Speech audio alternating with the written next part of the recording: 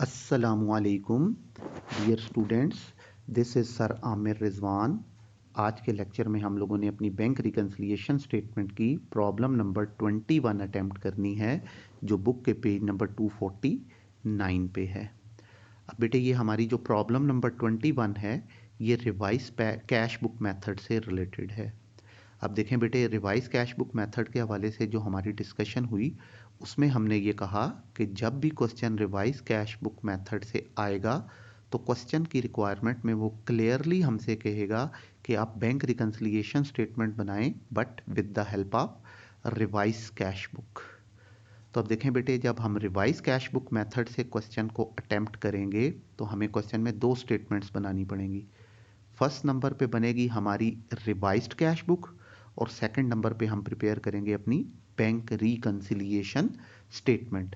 तो इसका मतलब ये हुआ कि फिर ये जो हमारी डिफरेंस की 4 रीजंस हैं, ये भी दो हिस्सों में डिवाइड हो जाएंगी, दो पार्ट्स में स्प्लिट हो जाएंगी। इनमें से कुछ रीजंस ऐसी हैं जो हमारी रिवाइज कैश बुक में आ जाएंगी और कुछ रीजंस ऐसी हैं जो फिर बैंक रिकन्सिलिएशन स्टेटमेंट में चली जाएंगी। तो ये जो हमारी पहली दो रीजंस हैं, चेक इशूड और चेक डिपॉजिट, इनको हम रिवाइज कैश बुक में नहीं लेंगे, बट अगर इनको रिकॉर्ड करने में हमसे किसी किस्म की कोई मिस्टेक हो गई है तो फिर हम इनको रिवाइज कैश बुक में लेंगे। मींस जो पहली दो रीजन है ये रिवाइज कैश बुक में नहीं आती हैं, गलत होंगी तो आएंगी। इसी तरह थर्ड और फोर्थ रीजन, क्रेडिटेड और डेबिटेड बाय बैंक, इन दोनों को हम रिवाइज कैश बुक में लिखेंगे, लेकिन अगर इनमें कोई मिस्टेक है तो फिर ये रिवाइज कैश बुक में नहीं आएंगी, ये बैंक रिकन्सिलिएशन स्टेटमेंट में चली जाएंगी, दोनों रीजंस, राइट। फर्दर मोर हमने ये डिस्कस किया कि जब क्वेश्चन रिवाइज कैश बुक से आएगा तो क्वेश्चन में जो हमें बैलेंस दिया होगा वो हमेशा कैश बुक का बैलेंस दिया होगा।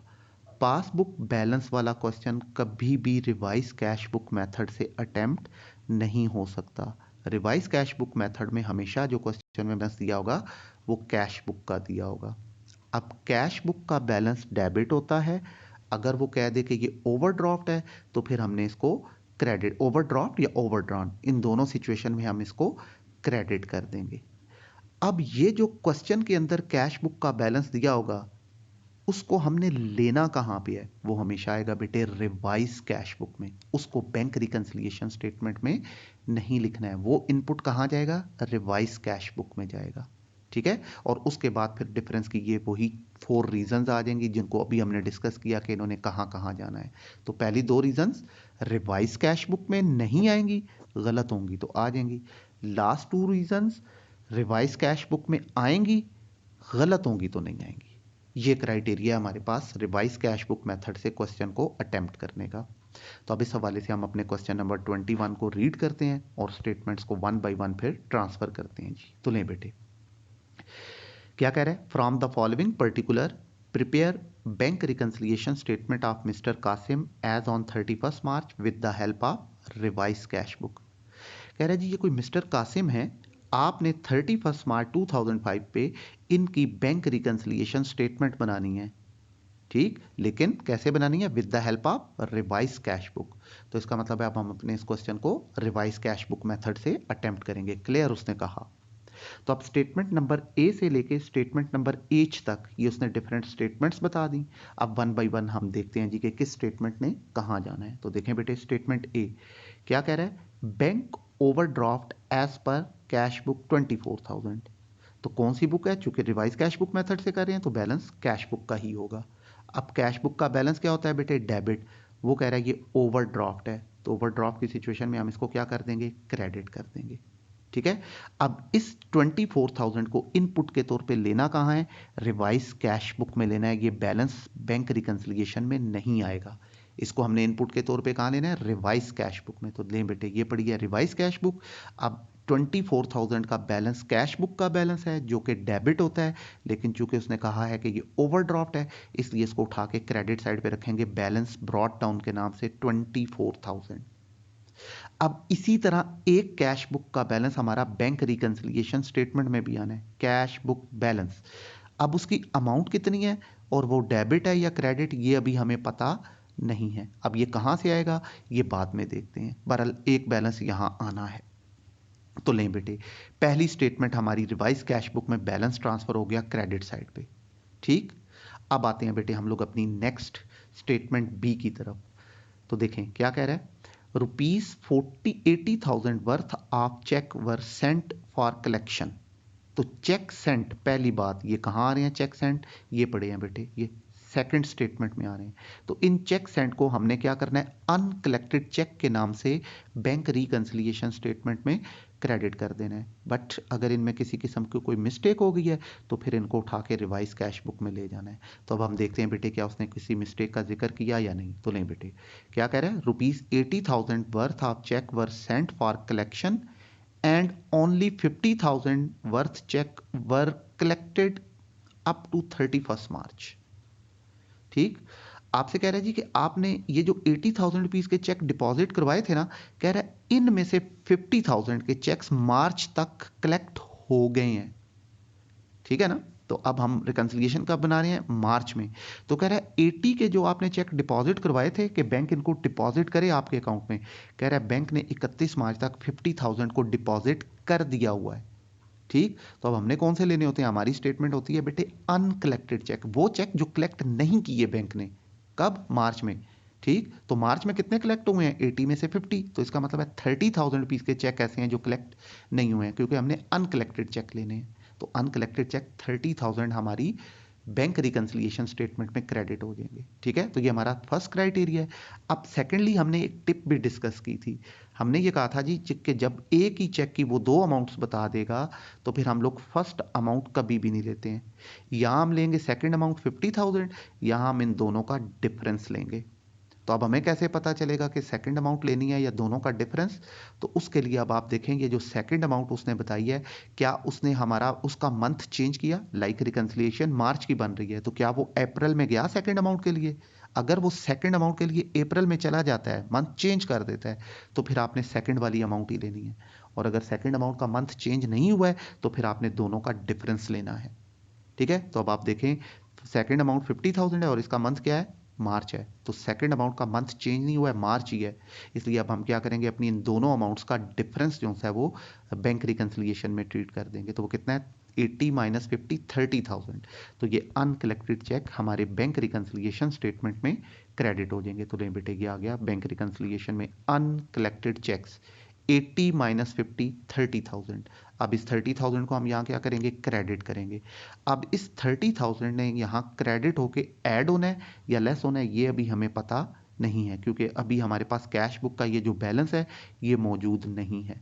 तो जब तक ये बैलेंस नहीं आएगा हम ऐड लेस नहीं कर पाएंगे।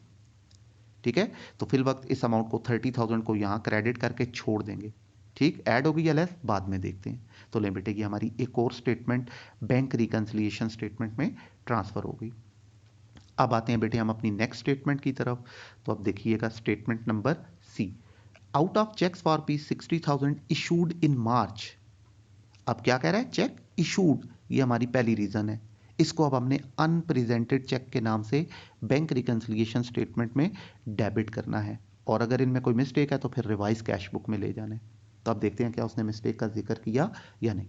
तो क्या कह रहा है, चेक्स फॉर ऑफ ₹36,000 पर प्रेजेंटेड फॉर पेमेंट।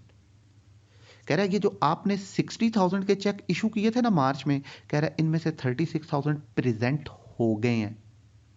ठीक, तो हमने कौन से लेने हैं, वो जो प्रेजेंट नहीं हुए। तो 60 में से 36 प्रेजेंट हो गए, इसका मतलब है 24,000 ऐसे हैं जो प्रेजेंट नहीं हुए हैं। तो अब हमने 24,000 दोनों का जो डिफरेंस है उसको अनप्रेजेंटेड चेक के नाम से बैंक रिकंसिलिएशन स्टेटमेंट में डेबिट कर देना है। अब ये तो हो गया हमारा पहला सिनेरियो कि ये अमाउंट कौन सी लेनी है। दूसरा, हमने एक टिप डिस्कस की थी, क्या कि जब भी एक चेक की दो अमाउंट्स आ जाएंगी तो हमने क्या करना होता है, जो फर्स्ट अमाउंट होती है वो कभी भी नहीं लेनी है। लाइक इस स्टेटमेंट में अब ये दो अमाउंट्स पड़ी हैं तो 60 नहीं आएगा, या हम लेंगे सेकंड वाली अमाउंट 36,000, या फिर हम 60 और 36 का डिफरेंस 24,000 लेंगे। तो अब हमें कैसे पता चलेगा कि हमने सेकंड वाली अमाउंट लेनी है या दूसरी, दोनों का डिफरेंस लेना है। उसके लिए अब आप देखेंगे जो सेकंड अमाउंट उसने बताई है, क्या उसने इसका मंथ चेंज किया है। ठीक, लाइक हम रिकंसिलिएशन बना रहे हैं कब की, मार्च की। तो अब क्या उसने मंथ चेंज करके अप्रैल किया है, अगर मंथ चेंज हो गया है तो फिर आप सेकंड वाली अमाउंट 36,000 लें, और अगर उसने सेकंड अमाउंट का मंथ चेंज नहीं किया है तो फिर आप दोनों का डिफरेंस लें।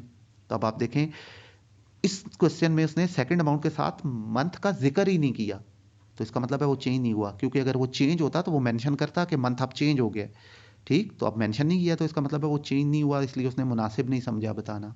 ठीक, तो इसका मतलब है ये जो हमारी सेकंड अमाउंट है इसका मंथ चेंज नहीं हुआ है, इसलिए दोनों अमाउंट्स का डिफरेंस आएगा 24,000 अनप्रेजेंटेड चेक्स के नाम से। बैंक रिकंसिलिएशन में क्या हो जाएगा, डेबिट हो जाएगा। तो लें बेटे इस अमाउंट को अब हम अपनी रिकंसिलिएशन में यहाँ लिखेंगे अनप्रेजेंटेड चेक्स। ठीक है, कितने आ जाएंगे, 60,000 माइनस 36,000, 24,000, और इस 24,000 को क्या करेंगे हम, डेबिट। अब डेबिट होके इसने यहाँ पर ऐड होना है या लेस होना है ये अभी हमें नहीं पता, क्योंकि हमारे पास अभी ये कैश बुक का बैलेंस नहीं था, तो ऐड लेस नहीं हो पाएगा, तो बहरहाल लिख के छोड़ देंगे। तो ये हमारी एक और स्टेटमेंट बैंक रिकंसिलिएशन स्टेटमेंट में ट्रांसफर हो गई। अब आते हैं बेटे हम अपनी नेक्स्ट स्टेटमेंट की तरफ। तो देखिएगा क्या कह रहा है, C statement, sorry D statement, bill discounted with the bank and dishonoured ₹60,000। कह रहा है एक बिल था जो आपने बैंक से डिस्काउंट करवाया। तो देखें बेटे जब हम बिल को बैंक से डिस्काउंट करवाते हैं ना तो हमें अमाउंट रिसीव हो रही होती है, ये पैसे हमें मिल रहे होते हैं, रिसीव हो रहे होते हैं। तो कैश बुक में हमारी रिसीट साइड कौन सी होती है, डेबिट साइड। तो इसका मतलब है इस बिल को डिस्काउंट करवा के हम अपनी डेबिट साइड पे लिख चुके हैं कि ये 60,000 हमारे अकाउंट में चले गए हैं। ठीक है, लेकिन वो कह रहा है, बैंक कह रहा है इसको डिसऑनर करो। ठीक है, तो डिसऑनर मीन्स इसको ख़त्म कर दो। तो अब हम ऐसा क्या करें कि ये ख़त्म हो जाए, हमने जब डिस्काउंट करवाया था तो डेबिट साइड पे लिखा था कि ये डिस्काउंट हो चुका है, अब बैंक कह रहा है उसको ख़त्म कर दो। तो ऐसा क्या करें कि वो ख़त्म हो जाए, अमाउंट को उठा के क्रेडिट साइड पे रख देंगे। तो अब इस अमाउंट को 60,000 को हम अपनी रिवाइज कैश बुक की क्रेडिट साइड पे लिख देंगे। ठीक है, तो लें बेटे यहाँ आ जाएगा रिवाइज कैश बुक की क्रेडिट साइड पे dishonoured bill 60,000, revise cash book में क्या हो जाएगा, क्रेडिट हो जाएगा। तो रिपीट कर रहा हूं क्या कहा उसने कि एक बिल डिस्काउंट करवाया गया था, ठीक, वो डिसऑनर हो गया। ठीक है, तो जब हम बिल को डिस्काउंट करवाते हैं तो अमाउंट रिसीव होती है, तो रिसीट साइड कैश बुक में डेबिट साइड होती है। तो जब हमने बिल डिस्काउंट करवाया तो अमाउंट को डेबिट साइड पे लिख दिया कि ये अमाउंट रिसीव हो गई है। अब वो कह रहा है, बैंक कह रहा है इसको खत्म कर दो, डिसऑनर कर दो। डिसऑनर का मतलब होता है खत्म कर दें।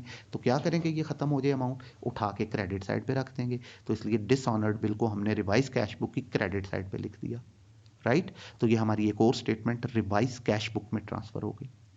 अब आते हैं बेटे हम अपनी नेक्स्ट स्टेटमेंट की तरफ। स्टेटमेंट ई क्या कह रहा है, a customer directly deposited an amount of ₹56,000 into the bank. कह रहा है एक कस्टमर है, उसने डायरेक्ट 56,000 अकाउंट में जमा करवाए हैं। कस्टमर कौन होता है, जिससे हमने पैसे लेने होते हैं। तो उसका फर्ज ये बनता था कि वो आके पैसे हमें दे, हम अपने अकाउंट में जमा करवाएं। उसने क्या किया, पैसे हमें देने की बजाय हमारे अकाउंट में जमा करवा दिए। तो अकाउंट पे क्या इफेक्ट पड़ा, वहां पैसों का इंक्रीज आ गया। ठीक है, तो इंक्रीज कैसे कहा जाता है, क्रेडिटेड मेड बाई बैंक को, ये पड़ा है, बैंक अकाउंट में इंक्रीज आया है, क्रेडिटेड बाई बैंक है, हम इसको रिवाइज कैश बुक में डेबिट करेंगे, और अगर इसमें मिस्टेक है तो फिर रिकंसिलिएशन में ले लेना है। ठीक है, तो उसने किसी मिस्टेक का जिक्र नहीं किया है, इसलिए ये अमाउंट रिवाइज कैश बुक की डेबिट साइड पे आ जाएगी। तो ये देखें बेटे, ये रही डेबिट साइड पे रिवाइज कैश बुक में, ये लिखेंगे हम कस्टमर डिपॉजिट्स 56,000। ठीक है, तो अब लें बेटे ये हमारी एक और स्टेटमेंट रिवाइज कैश बुक की डेबिट साइड पे आ गई। अब आते हैं बेटे हम अपनी नेक्स्ट स्टेटमेंट की तरफ। तो अब यहां देखें क्या कह रहा है, F statement, interest on overdraft ₹2,500 debited in the passbook only. ठीक है, उसने खुद क्लियरली बता दिया कि ये इंटरेस्ट ऑन ओवरड्राफ्ट क्या है, डेबिटेड बाय बैंक है। ना भी बताता तो ओवरड्राफ्ट क्योंकि लोन को कहते हैं, तो इस वक्त बात हो रही है लोन के इंटरेस्ट की, तो लोन का इंटरेस्ट हम हमेशा पे करते हैं। तो जब पे करेंगे तो अकाउंट में डिक्रीज आएगा, decrease debited made by bank कहलाता है। तो अब हम इसको अपनी रिवाइज कैश बुक में क्रेडिट कर देंगे, और अगर इसमें कोई मिस्टेक है तो उठा के रिकंसिलिएशन में ले जाना है, फिर हम इसे रिवाइज में नहीं लिखेंगे। तो अब देखें उसने किसी मिस्टेक का जिक्र नहीं किया है, इसलिए इस अमाउंट को कहाँ लिखेंगे हम, अपनी रिवाइज कैश बुक की क्रेडिट साइड पे। तो ये देखें बेटे, ये रही हमारी revise cash book, credit side पे आ जाएगा interest on O D, O D stands for overdraft, कितना 2,500, ये रिवाइज कैश बुक की क्रेडिट साइड पे आ गया। तो लें बेटे ये हमारी एक और स्टेटमेंट रिवाइज कैश बुक की क्रेडिट साइड पे आ गई। अब आते हैं हम अपनी नेक्स्ट स्टेटमेंट की तरफ, स्टेटमेंट नंबर जी, क्या कह रहा है, a cheque for rupees 10,000 entered in the cash book debit side was not sent to the bank for collection. कह रहा है जी एक चेक है 10,000 का, कह रहा है आपने ना इसको अपनी कैश बुक की डेबिट साइड पे लिखा है। तो कैश बुक की डेबिट साइड पे हम कौन सी अमाउंट लिखते हैं, वो जो डिपॉजिट कराई होती है, ठीक है। तो कह रहा है आपने एक चेक की अमाउंट डेबिट साइड पे लिख दी है कि ये 10,000 आपने अपने अकाउंट में डिपॉजिट करवा दिए हैं, लेकिन वो कह रहा है चेक को भेजा ही नहीं है बैंक के पास कलेक्शन के लिए। बुक में लिख दिया, चेक आया, बुक में लिख दिया कि जमा करवा दिया है, लेकिन जमा करवाया ही नहीं है। तो ऐसा क्या हुआ, भूल गए। तो ये हमारा ओमिटेड चेक बनेगा। तो ओमिटेड चेक को हम अपनी बैंक रिकंसिलिएशन स्टेटमेंट में क्या करते हैं बेटे, क्रेडिट कर लेते हैं। तो लें बेटे, ये बैंक रिकंसिलिएशन स्टेटमेंट में यहां आ जाएगा ओमिटेड चेक्स, 10,000 क्या हो जाएगा बेटे, क्रेडिट हो जाएगा। अब इस 10,000 ने क्रेडिट होके ऐड होना है या लेस होना है, ये अभी हमें नहीं पता, क्योंकि हमारे पास कैश बुक का बैलेंस नहीं था। तो जब तक ये बैलेंस नहीं आएगा हम इसको ऐड लेस नहीं कर पाएंगे, ठीक है। तो यहां लिख के इसको फिल वक्त छोड़ दिया, राइट। तो अब ये हमारी एक और स्टेटमेंट बैंक रिकंसिलिएशन स्टेटमेंट में आ गई, ठीक है बेटे। अब आते हैं हम अपनी नेक्स्ट स्टेटमेंट की तरफ। तो ये अब लास्ट स्टेटमेंट है बेटे, इंपॉर्टेंट है, इसको ध्यान से सुनना है। कह रहा है discount receive rupees 500 was entered in the bank column erroneously, ठीक है। कह रहा है जी डिस्काउंट रिसीव थी आपकी 500, ठीक। तो अब पहली बात, डिस्काउंट रिसीव आएगी कहां पे, हम डिस्काउंट को रिसीव कब करते हैं, क्योंकि जब हम कैश बुक बनाते हैं तो डिस्काउंट डेबिट साइड पे भी आती है और डिस्काउंट क्रेडिट साइड पे भी आती है। ये देखें बेटे, ये कैश बुक बनी हुई है, तो डिस्काउंट का कॉलम ये डेबिट साइड पे भी पड़ा है और ये डिस्काउंट का कॉलम कैश बुक में क्रेडिट साइड पे भी पड़ा हुआ है।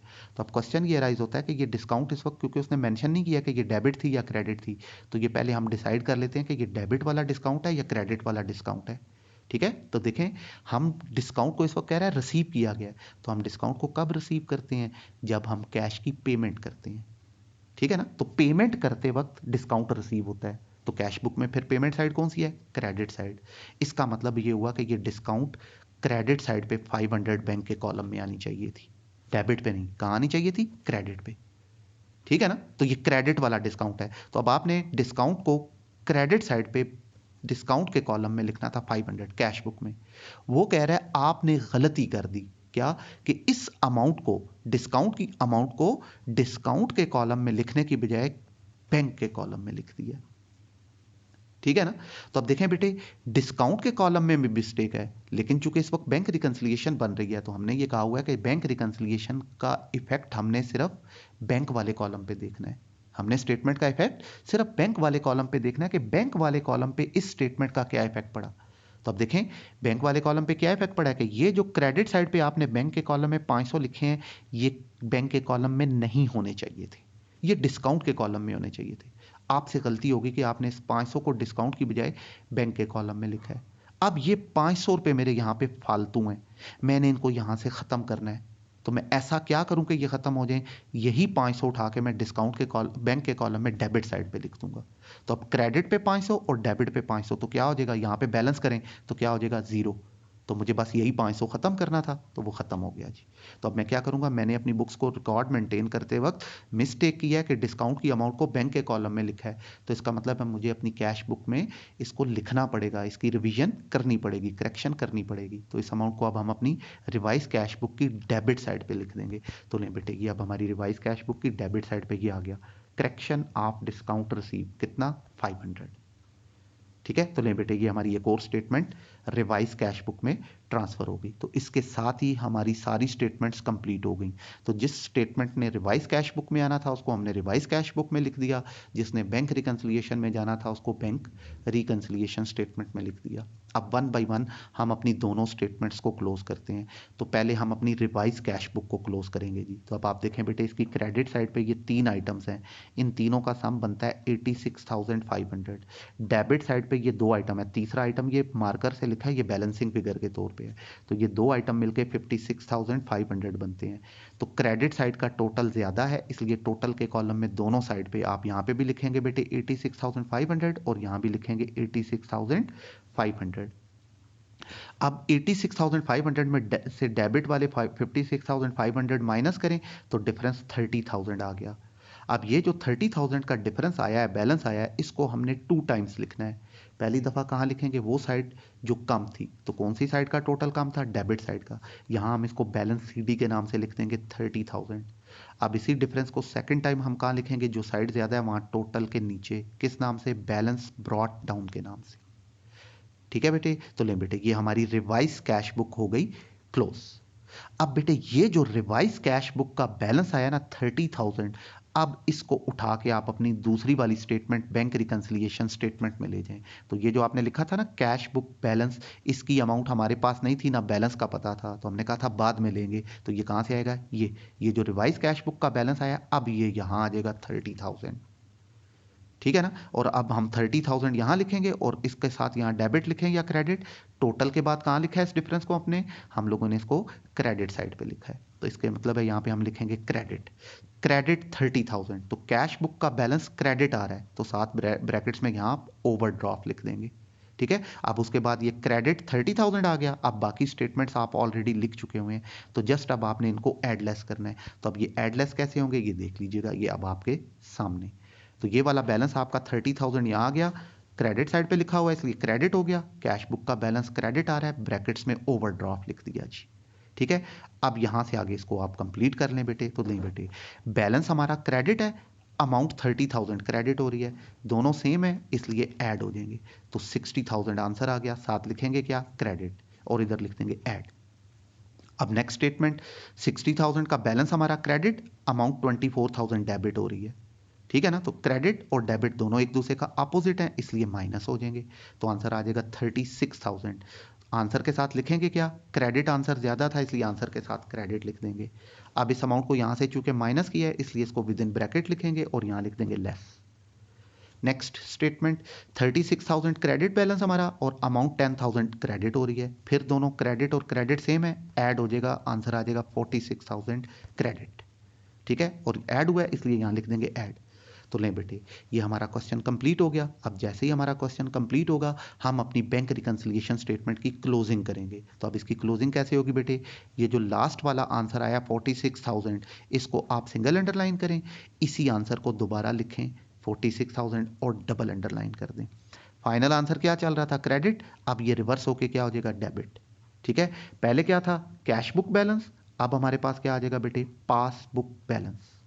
अब पासबुक का जो बैलेंस होता है वो हमारा क्रेडिट आना चाहिए था, हमारे आंसर में ये डेबिट आ रहा है। ठीक है, इसका मतलब है इसके साथ यहाँ आप विद इन ब्रैकेट लिख देंगे ओवरड्राफ्ट। ठीक, तो लें बेटे ये हमारी प्रॉब्लम नंबर 21 जो सी है वो कंप्लीट हो गई। Right, thank you so much.